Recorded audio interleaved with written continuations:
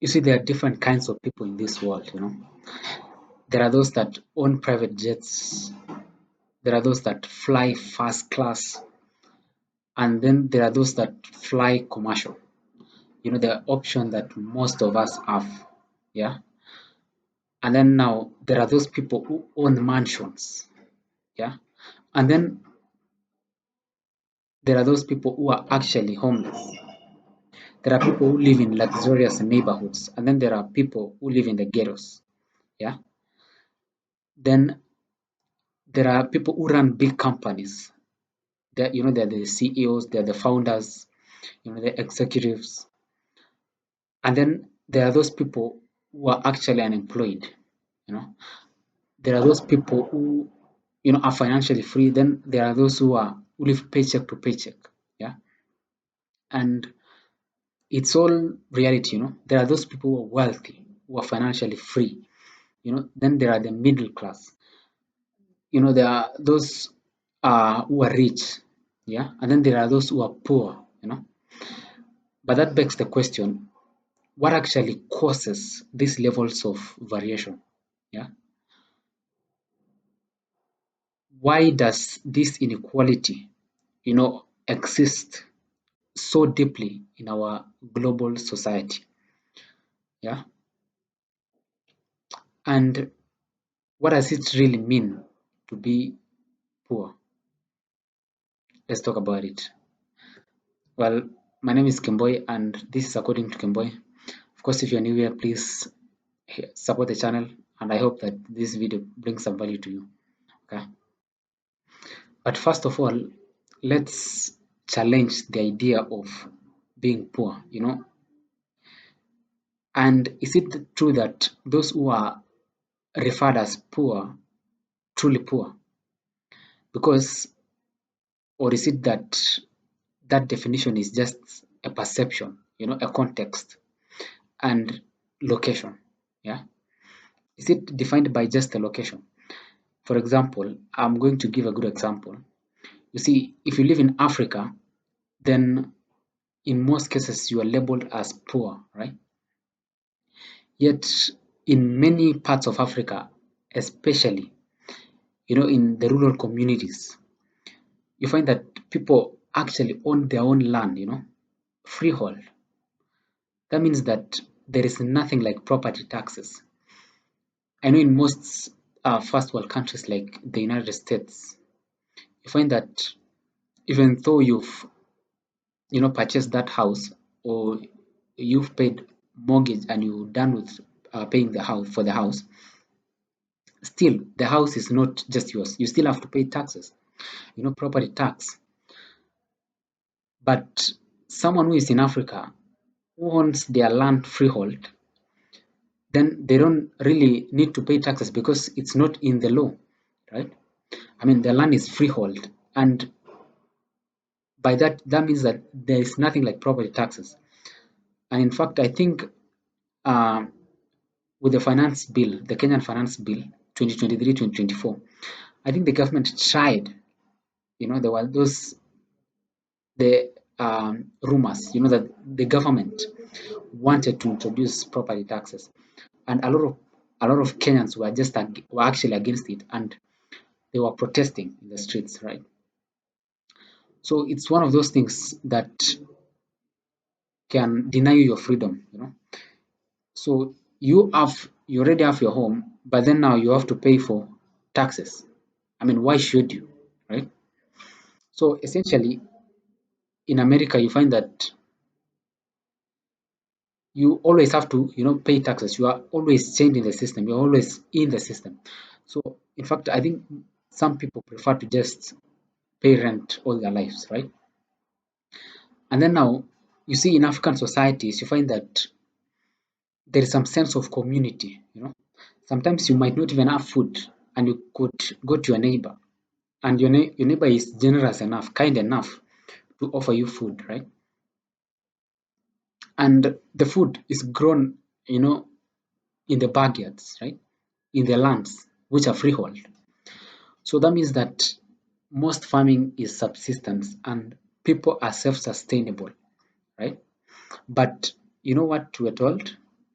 we're told that Africans are poor, but how can that be compared to someone who is in America, who is homeless and actually living inside his vehicle? How can he be compared to that person? Because this person is barely surviving, cannot afford rent in, especially in those towns where they tech companies, are set up. You find that the rent is skyrocketing so much, in those areas, and those people actually cannot afford, right? Even though they have that job, you find that they can't really afford that because now it's so the rent is way up and people can't afford, right? And the government actually does not have control over that the rent, you know. And you find that people are living in the vehicles. For me, if you ask me who is poor, is it the person who is living inside a car or someone who is in Africa living in a freehold land, owning his own house and living off and eating his own food, his own grown food? Then definitely I would say that that African person is actually rich than you think, right? You see, a single avocado costing $2 in Europe or in America, in Africa, you get it for free, right? Someone just grows that in his or her farm and they consume it, and the food here is, by the way, very clean food, healthy, you know, organic, right? But now if you go to Western countries, you find that there is a lot of GMO foods, right? And that now begs the question, who is actually poor, right? That's just what I wanted to discuss before we actually go into defining what actually causes the inequalities in our society today, right? So one of them is actually variation in access to education, because now you see education is power. They say education is an equalizer, right? So you find that those people with money, you find that they take their kids to very good schools where they can access quality education and have the opportunities. I mean, good education brings good opportunities, right? But if you are from poor background and you're given that same education, there is high chance that you can have a shot. You find that most people, in fact, in the world, you find that someone comes from a very humble beginning, then they study, get their degrees, and use those degrees, to market themselves, get to land a job in a good company, and that's how they can change their lives, right? But now, if you don't have access to education and you're already poor, then you're definitely going to remain poor, right? You don't have even the mind, to just think like a critical thinker, make good decisions. You won't, you're not going to have that, right? Then another one is economic systems, right? You see, capitalism, socialism also can determine whether someone is going to be poor or not, right? And I think that brings the different classes. You see, government policies is one key thing. I think like the Communist Party, the Chinese Communist Party, you find that there's that um, communism, and sharing of resources. The government is has full control of the resources, and the government works for the people. Unlike capitalism, where it's all based on the value that you provide to the market that will actually determine whether you're going to be rich or not, right? And then, and that brings us to government policy and corruption, which is the third point.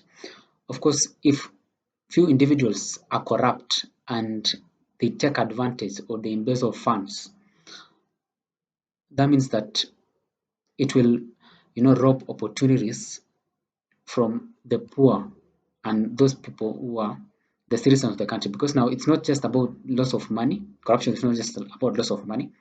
It's also about loss of opportunity. For example, in Kenya, there was this scandal. It's called Arol Kimorere Dam, right? Scandal. So essentially, Arur Kimwareru are two rivers in one of the counties in Kenya. And so they were supposed to construct dams in these areas, which were to benefit the communities living there. But now the politicians decided to, steal those funds. And what that did is not just the money lost and the burden of loans. In fact, I think they were from loans, if I'm not wrong. Those money was from loans, and now Kenyans have to pay those loans. And at the same time, there is that loss of opportunities for those people who live in those areas. Now the farmers who are in those areas cannot irrigate their lands, unlike if those dams were to be built, right? So you find that few people benefit as a result of corruption, and that determines, the levels of wealth and the variations, and the inequalities in society, right? Fourth one is generational wealth. Some people are born just into money, right? Some inherit land, stock, business, connections, and then there are some people who, have nothing. They start from zero, right? And I know life is not fair. So you find that someone who has connections, who has family money, they don't have to work. Recently, I had someone talk of. I was being interviewed. Was this billionaire kid? Was asked, "What do you do for a living?" Then she was like, I don't have to do anything for a living, right? Why should I do anything for a living? I mean, we have got family money. Then she was asked, what did your grandfather do or and your father do?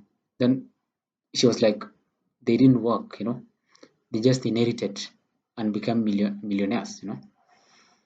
So that's how some people start life from the branches, and then there are some people who have to work their way up. And I think that variation can just cause the different levels and inequality in society, right? Geographic locations, right? If you're born in rich countries or in places where there are a lot of opportunities, you cannot compare yourself with someone who was born in a place where there are no opportunities at all. And I think that brings the aspect of some people being unequal compared to the others. If you're born in places like the United States, for example, or European countries where there are a lot of opportunities, there are basically multiple options that you can select. Unlike being born in a third world country where employment opportunities are very rare and it's all about survival, really. In fact, you find that even education systems in third world countries do not even favor the countries themselves, right? So you find that these education systems produce graduates to the market for skills that are not actually required in the market, right? And that is just how people end up being poor, even though they are highly educated, right? Because now there are no opportunities. Yeah. Finally, there is cultural norms and society norms. You know, social norms can be a thing actually, because now in some communities, survival is collective. You know, so you find that, especially in Africa, you find that there's something called black tax. So black tax is essentially a way that an expectation, by parents or the society that you help those who are behind you or your family members once you've already made it. Let's say you are that person who went to you studied, got that good job, then you're supposed to help the family members or those who are behind you, educate them. Essentially, you start acting like a parent, or assistant parent, right? So instead of now investing and building yourself, then you have to, you know, send money home all the time, and you find that that keeps people behind in most cases. And you find that actually now, instead of someone moving and becoming wealthy, they get stuck in poverty, right?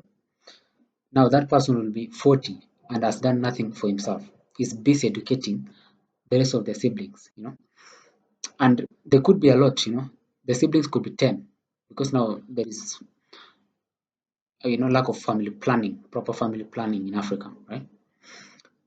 In some African societies, that is, especially those who are illiterate. So if you are in that situation, then you find yourself always, investing in family members and not actually investing in yourself, right? And now that just determines such cultural norms, and social norms determines whether there will be that inequality, between the rich and the poor. It could knock you down. What do you think?